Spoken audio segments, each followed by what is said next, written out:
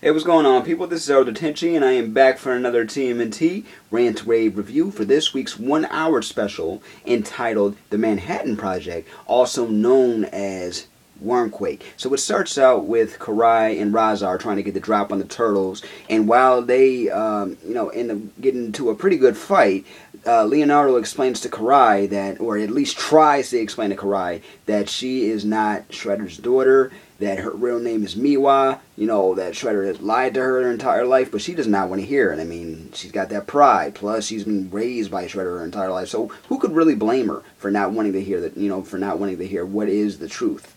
But while this is going down, there's a localized earthquake, and they're trying to figure out where it's coming from. So, fight stops. Turtles go back to the lair. Come to find out, it is these quakes are all at different points in the city. It's not just random. On top of Leonardo telling Splinter that he told Kari the truth. So we get a little bit more backstory of that. The other turtles are now in the loop.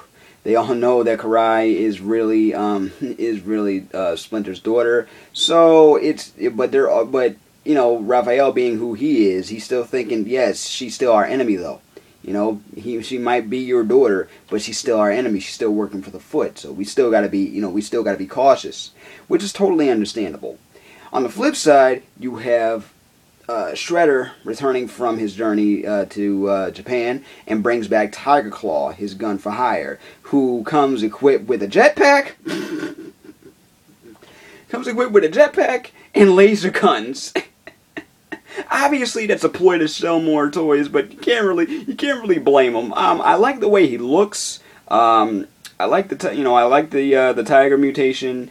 And the fact that his tail is missing, and there's a story behind that. Now, I want to know exactly what the story behind that is. Maybe we'll figure it out in the future. So Kari ends up getting bumped down from right hand woman to Tiger Claw's assistant. They have to trust each other. Now, Tiger Claw just just got here, so it's kind of pissing Kari off that her rank has been demoted, so while this is going on, because there's 3 stories that end up having to interlock here. While this is going on, Casey Jones and April are on a stakeout, doing the vigilante thing, and they encounter the Krangg. Now they end up getting into a little scrap with the Krangg. Casey Jones, paraphrases one of the old lines from the original movie. He says, "If you want to play cricket, you gotta have some crumpets," or in old school turtle terms, you gotta know what a crumpet is to understand cricket. You know what I mean? So they get into a small fight with the Krangg. Doesn't really take too long, and they discover that they've been using these interdimensional doors, these portable portals. So they take one of the portable portals back to the lair to have Donnie analyze it, and they end up testing it to see what's going on. They end up in this what looks like an interdimensional limbo, or to be more precise, more like you're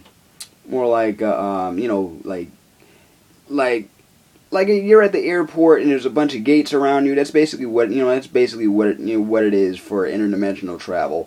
And lo and behold, they see the 1987 dimension, 1987 Turtles. Now, if anybody's ever seen the Turtles Forever movie, where basically 3 incarnations of the Turtles, including the original Turtles from the comics, all end up in one movie, in an interlocking story.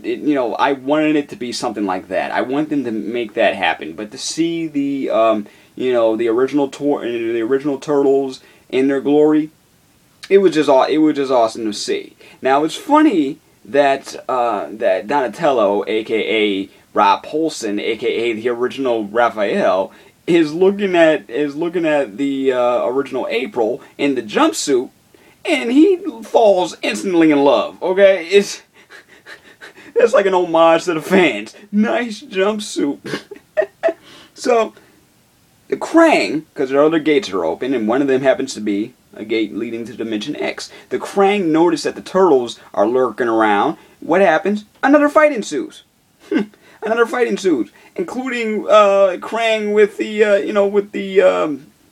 the gorilla android bodies, and they're trying to figure out a way, and trying to find a way to back, because their original gateway ended up getting destroyed during an earthquake. So they have to, find a way back, as well as fighting off these Krangg.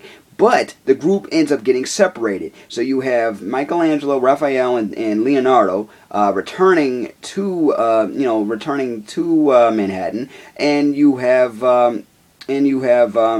Casey and April and Donatello, who really right now, the love triangle thing they got going on here. I mean, yeah, Casey, he's digging April, and so has Donatello since season 1. So they're still at each other. They're kind of like trying to size each other up. Calling each other gap tooth and whatnot. Like one's got a gap tooth, the other's missing teeth. I mean, come on, you really got no time for that. It was funny though. I gotta admit, it was funny.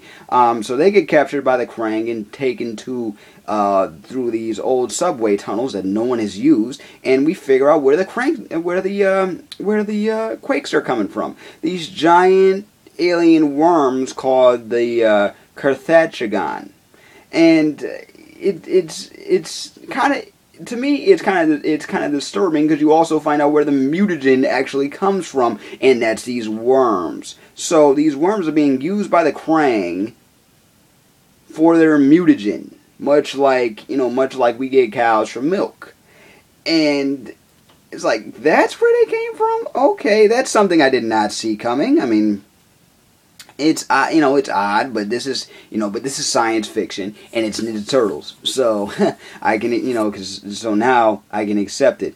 But after they find this out, they try to bounce.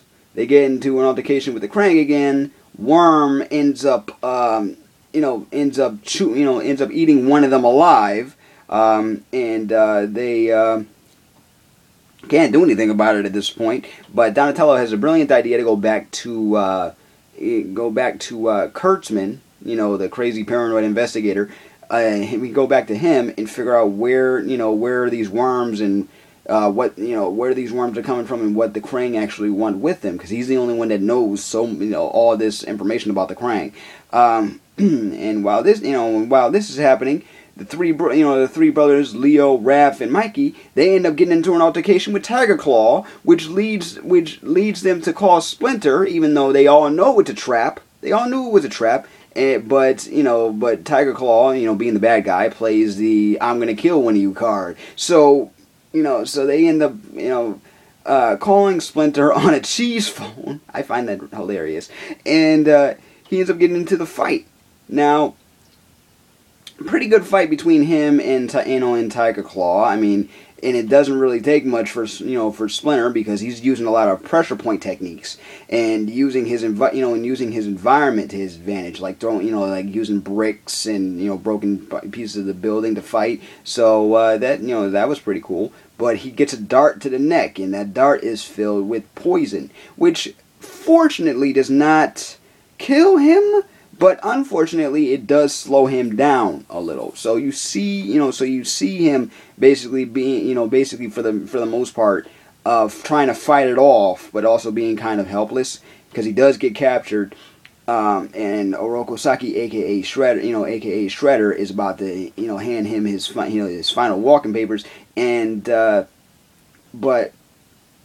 But after Shredder trying to Splinter trying to convince Kari once again that she is not who she thought she was, she kind of takes pity on him. So now we have alien worms.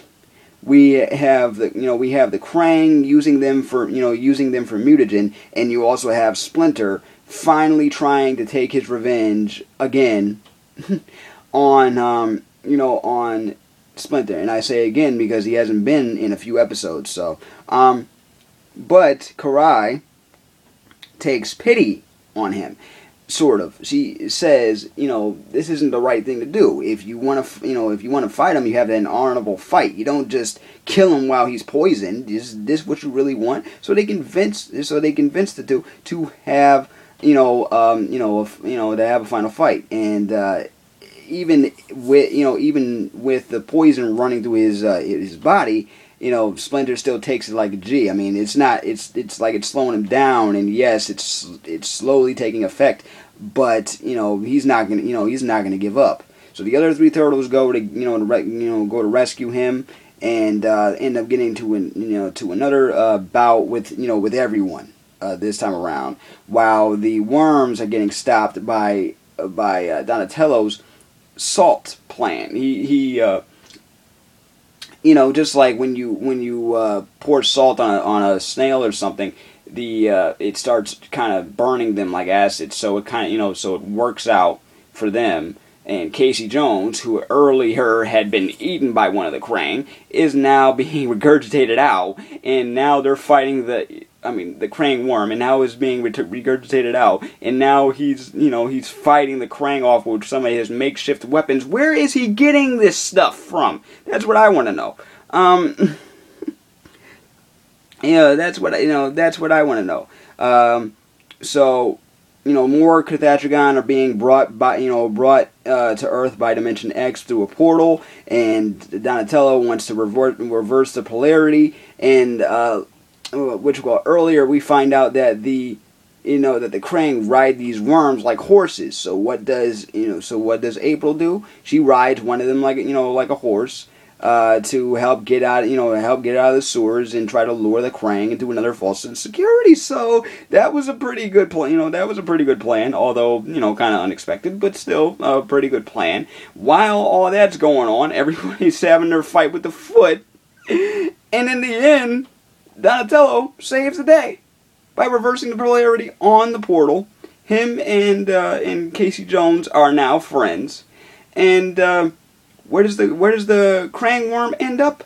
Why, in 1987, of course, with the original voice cast of the original TMNT about to go at it toe to toe with this worm, and all I'm asking myself is, what happens next? I want to see how they fought off that worm, in true 1987 TMNT fashion. Somebody make that fan fiction. That's what I want to see. Or somebody make or Nickelodeon, please make an episode depicting what happened during the time that the 1987 Turtles were fighting off that worm. Oh, man. But anyway, altogether, it was a fun episode. And as you can tell, I'm a little winded, so I will see all y'all on the next video. Thank you for watching. Peace, love, and never be normal. What did you think of the episode as a whole? What did you think of Tiger Claw? What did you think of Shredder's return? Do you think Kari will finally come to her senses and want to learn more about her, about her past and what exactly happened to her mother, and the fact that Splinter is telling the truth and that she's been lied to her entire life? Leave a comment below, let me know, and I will see you in the next video.